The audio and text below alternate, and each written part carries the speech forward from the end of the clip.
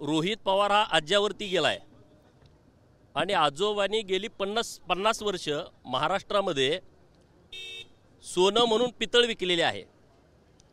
गावाकडे जशी म्हण आहे, चिंध्या पांघरून सोनं विकता येत नाही, परंतु सोनं पांघरून चिंध्या विकता येतात। तशा चिंध्या विकण्याचा धंदा हा पवारांनी केलेला आहे। रोहित पवार हा आजोबावरती गेलाय। प्रचंड डुप्लिकेटपणा या रोहित पवारांच्या मध्ये आहे। कालच त्यांच्या चुलत्यांनीच त्यांची आबरू काढलेली आहे तिथं, की कसा तू निवडून आलाय असं त्यांचं भाषण मी बघितलं, बातमीमध्ये ते आलं होतं, वाचलं मी ते। तर पोस्टल मतावरती तू निवडून आलायस म्हणजे हा कुठल्या स्टेजला गेलाय तुमच्या लक्षात येईल। गोपीचंद पडळकरांना रोहित पवारांनी जे स्टेटमेंट केलंय त्याच्याकडे लक्ष देण्याची अजिबात गरज नाही, परंतु मला काळजी अजित पवारांच्या पोरांची वाटते। कारण हा औरंगजेबासारखा आहे, औरंगजेबाच्या वृत्तीचा आहे। औरंगजेबाने सत्तेसाठी स्वतःच्या बापाचा भावांचा घात केला होता। अजित पवार त्याला पुरून उरणारा असल्यामुळे अजित पवार ते टिकलेत, परंतु त्यांच्या पोरांची चिंता मला वाटते। हा रोहित पवार हा औरंगजेबांसारखी कृती भविष्यामध्ये अजित पवारांच्या पोरांच्या बाबतीत करेल असं मला जरा डाऊट येतोय। त्यामुळे मला चिंता करण्याची आवश्यकता नाही। मी पवारांना कसाही असा तसा उलटा पुलटा कसाही पुरून उरलेलो आहे। मी त्याबाबत भूमिका घ्यायला पहिल्यापासून ठाम आहे, सक्षम आहे, पुढे भूमिका घेत राहील।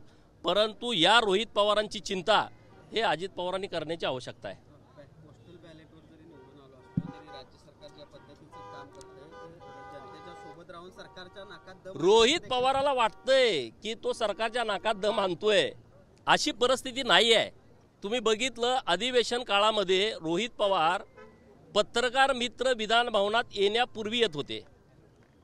अधिवेशनाच्या काळामध्ये सिक्युरिटी गार्ड गेटवरती येण्याच्या अगोदर रोहित पवार यायचे, कारण त्यांना माहीत होतं संजय राऊताचा भोंगा वाजवण्यापूर्वी जर आपण गेलो तरच आपली बातमी लागेल।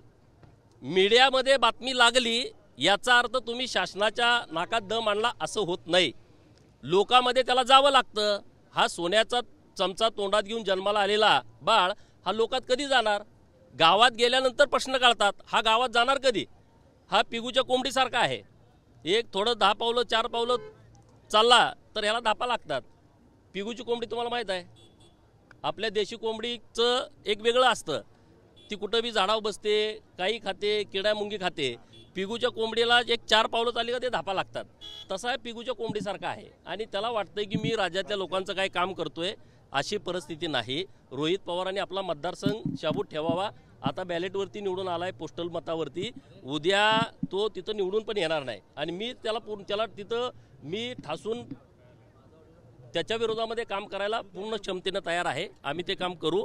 त्यामुळे अखंड महाराष्ट्राचा नेता होण्याच्या भानगडीमध्ये स्वतःची आमदारकी तुम्ही घालवून बसाल, त्यामुळे तुम्ही तुमची काळजी घ्या, गोपीचंदची काळजी करायला आम्ही सक्षम आहोत। जो काही कार्यक्रम झाला त्या कार्यक्रमात जयंत पाटील देखील होते, मात्र दोघांची जर बॉडी रोहित पवार आणि त्यांची बॉडी लँग्वेज जर बघितलं तर फारसं काही चांगलं चालल्याचं दिसलं नाही। हे बघा, जयंत पाटील उचल्यासारखा तिथं दिसत होता मला। जयंत पाटलांची मानसिकता पूर्ण खचलेली आहे। त्यांनी एक स्टेटमेंट तिथं केलं की सांगली जिल्हा आणि वाळवा तालुका काय खचत नाही, नतमस्तक होत नाही, झुकत नाही, परंतु हे त्यांना बोलणं स्टेटमेंट योग्य वाटत नाही। सांगली जिल्हा झुकत नाही ही गोष्ट खरी आहे, पण जयंत पाटील नुसतं झुकत नाही असा पालता पडतोय सरकार गेल्याच्या नंतर। अरे हिम्मत असेल तर तुम्ही लढा ना लोकांच्यासाठी। जयंत पाटलांचं काम होतं ना, 20-30 वर्ष तुम्ही महाराष्ट्राच्या सत्तेमध्ये होता, करा ना लोकांच्यासाठी आंदोलन, लोकांच्यासाठी सरकारच्या विरोधामध्ये बोला ना। सभागृहातलं तुम्ही जयंत पाटलाचं भाषण ऐकल्यानंतर तुमच्या लक्षात येईल हा सरकारच्या बाजूने बोलतोय की सरकारच्या विरोधात बोलतोय। सरकारच्या विरोधात लढायला हिम्मत लागते, त्याला काळीज लागतं, लोकांची भूमिका मांडायला काळीज लागतं। हे रात्री जाऊन 9-10च्या नंतर दर्शन घ्यायचं, पाया पडायचं, पालतं झोपायचं, मला घ्या, मला काहीतरी करा, आणि इकडे येऊन म्हणायचं वाळवा तालुका झुकत नाही। अरे झुकत कुठला? तर तिथं सगळ्या लोकांना माहीत आहे ना, जयंतराव सारखी राजकारणामध्ये विटंबना मी कुणाची बघितली नाही।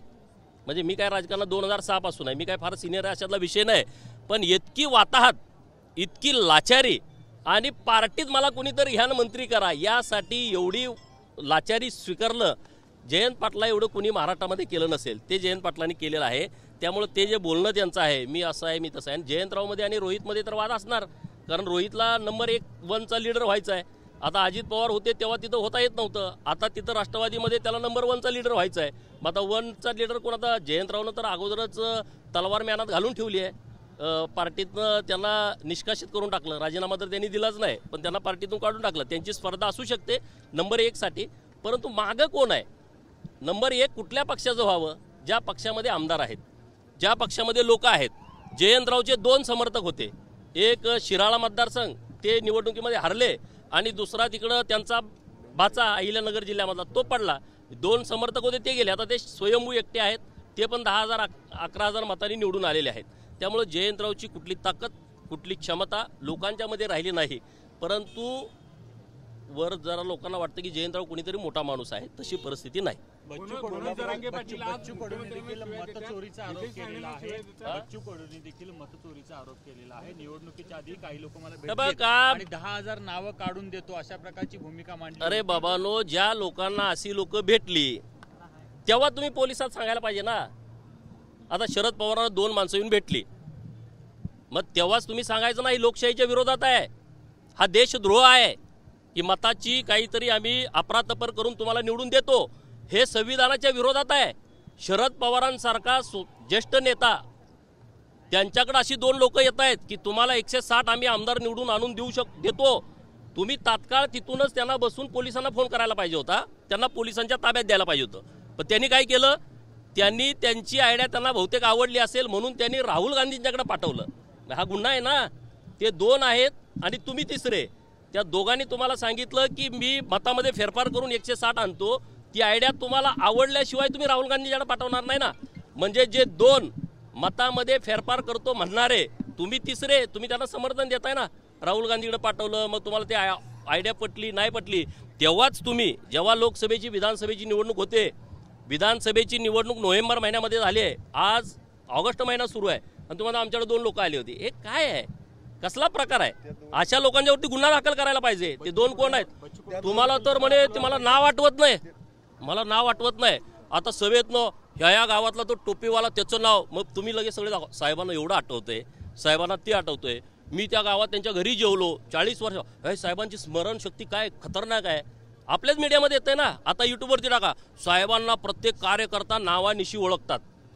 कधी 40 वर्षापूर्वीचा 50. मग आता साहेबाला 2 माणसं सरकार तुमचं आणून देतो म्हणणारी लोक कोण आठवत नसतील का? पण बच्चू कडून तो आरोप केला. अरे कुणी जरी आरोप केला करायला पाहिजे ना. ह्या प्रकरणामध्ये माझी भूमिका आहे. माझ्याकडे समजा 9 महिन्यापूर्वी 2 माणसं आली आणि म्हणले मताची फेरफार करतो, आणि मी जर तक्रार नाही दिली, मी पण गुन्हेगार आहे ना. म्हणजे तुम्हाला ती गोष्ट आवडली, तुम्ही त्या सगळ्या प्रक्रियेमध्ये सामील आहे. आपल्याला काय होतं, एखाद्या चोरीचं प्रकरण झालं, ज्यानं प्रत्यक्षात चोरी केली त्याच्यावर पण आपण गुन्हा दाखल करतो, ज्यांनी चोरी करताना मदत केली त्याच्यावरती गुन्हा दाखल करतो. 2 माणसाला राहुल गांधीकडे नेणं म्हणजे हा गुन्हाच आहे ना. तुम्हाला ते तुमचं डील झालं नसेल, तुमचं दरात ठरलं नसेल, कोण लोक असतील त्यांना सांगा, पकडा, आत टाका ना. देशाच्या विरोधामधलं हे प्रकरण आहे, हे कृत्य आहे, आणि जर तुम्ही संविधान मानत असाल तर त्याच दिवशी तुम्ही तक्रार द्यायला पाहिजे. फेटाळणारच की हो निवडणूक आयोग. आता आम्ही बोललो का परत म्हणताय तुम्ही का बोलताय निवडणूक आयोगाच्या बाजूनं? निवडणूक आयोगाचे तुम्ही काय प्रवक्ते आहात का? निवडणुकीची प्रक्रिया आहे ना. निवडणुकीच्या प्रक्रियेमध्ये निवडणूक आयोगाने 2-4 वेळा प्रेस कॉन्फरन्स घेऊन सांगितलं की हे ईव्हीएम हॅक होत नाही. आता शरद पवारांचं म्हणणं ईव्हीएम हॅक होते. मग बारामतीमध्ये माळेगावचा सहकारी साखर कारखान्याची निवडणूक बॅलेटवरती झाली, ह्यांना 200च मतं पडली. मग कुठं काय झालं सांगा तुम्ही? ह्याच्यावरती तुम्ही जरा करा ना, ती कुठं आकडे पडले, काय पडले, किती उमेदवार पडले. हे शरद पवारांचं पॅनेल होतं, त्यांना एकूण मतं 200 पडलेले आहेत बॅलेटवरती. मग आता तिथं का नाही तुमचं आलं?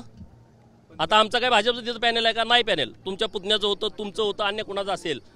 बॅलेटवरती निवडणूक जेव्हा माळेगाव सहकारी साखर कारखान्याची झाली तेव्हा शरद पवारांसारखा एवढा मोठा नेता असं लोक समजतात, त्या नेत्यांच्या पॅनेलला 200 मतं पडली हो.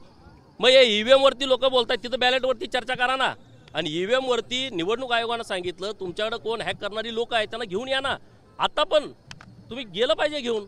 निवडणूक आयोगावरती बोलणं, किंवा निवडणूक या प्रक्रियेवरती बोलणं म्हणजे तुम्ही देशाच्या संविधानाच्या विरोधामध्ये बोलता ना. देशाच्या संविधानातला हा भाग आहे न्यायालयावरती बोलणं. आमच्या बाजूनं झालं हे न्यायालयाने 1 नंबर आहे, लोकशाही जिवंत आहे. तुमच्या विरोधात एखादा निकाल गेला मग तुम्ही न्यायालयावरती टीकाटिप्पणी करता.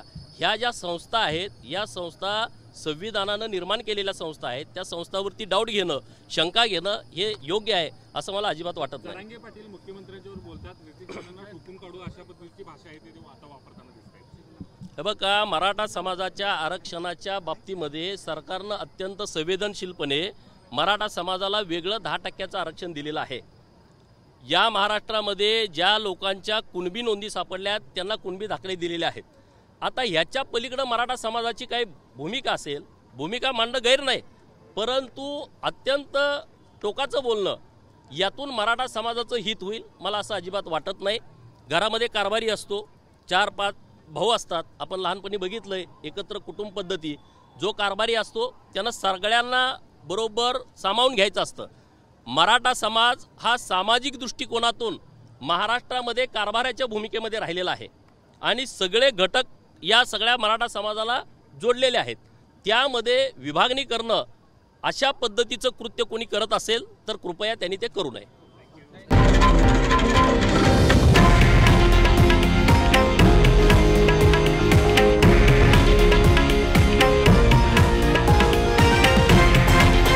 हे आहे देशातील नंबर 1 न्यूज नेटवर्क आणि आपण पाहत आहात TV9 मराठी, एकमेव.